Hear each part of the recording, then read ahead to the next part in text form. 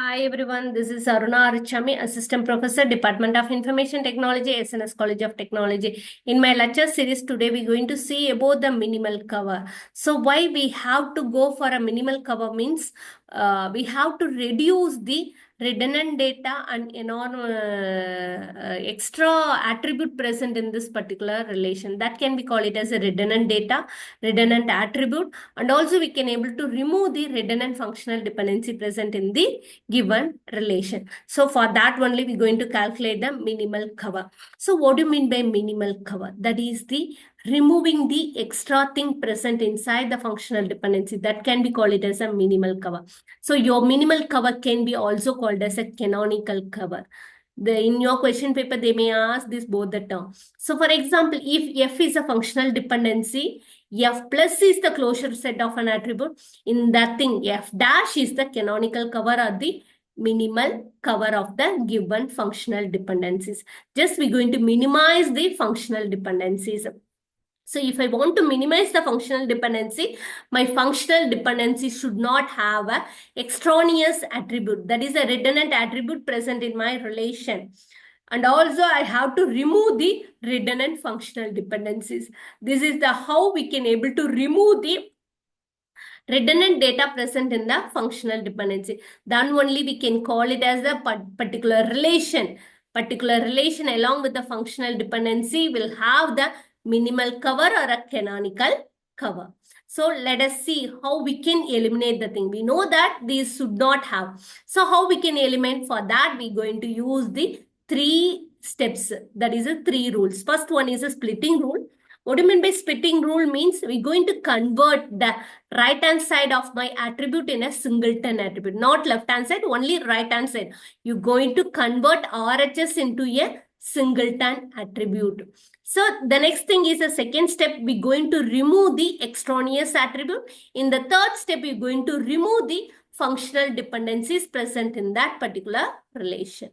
So let us see along with the example. Here we're going to consider the first example is a AB tends to C. Through C, I can able to identify AB. B tends to C. ABC tends to AC. A tends to C. AC tends to B. So these are the given functional dependencies. By using this functional dependency, I have to calculate the canonical cover or a minimal cover of F. So I have to calculate F dash. So what is the first rule? That is a splitting rule. So every functional dependency, right hand side, we're going to convert it into a singleton attribute. So here, your right hand side is a single attribute. So we're going to write as it is. Consider this one. Here, C tends to AB. So in my right hand side, I'm having a two attribute. So how I can able to write it means this is a by applying the Armstrong axiom splitting rule, I can able to write C tends to A and C tends to B. The next thing is a B tends to C. This is a single attribute. See how here ABC tends to AC. This is the double attribute present in my RHS. So this is the how I can able to write it means ABC tends to A, ABC tends to C. So remaining everything in my RHS side is a singleton attribute. In the next step, I'm going to remove the trivial dependencies. If the relation can have the trivial dependency, definitely that is the redundant functional dependency. So which and all trivial? So trivial is nothing but if my x tends to y is my functional dependency, y is a subset of x, then it can be called it as a trivial dependencies. So we are checking here, check A, B, C tends to A. So y component is A, that y component A is present in my x component. So this is a trivial. I have to remove this thing. Similar how ABC tends to C. See here also present, this the y component present in my x component also. This is also trivial. So I have to remove this thing. So and also one more thing I have to add to this thing is all your f dash is can be varied from person to person. Why I am saying in this thing is see here. Now I am going to check is there any extraneous attribute present in my relation. So definitely my first relation and the last relation, left hand side it will have a double attribute that I have to check. So see here AB tends to C. Through A and B, I can able to do the work of C.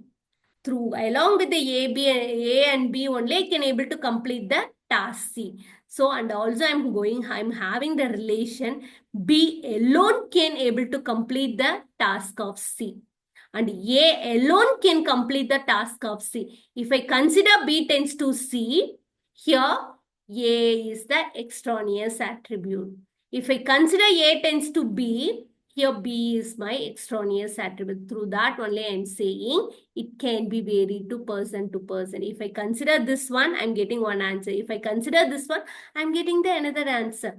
Here I'm going to consider this one. I'm going to B alone can able to do the work of C. So A is my extraneous attribute.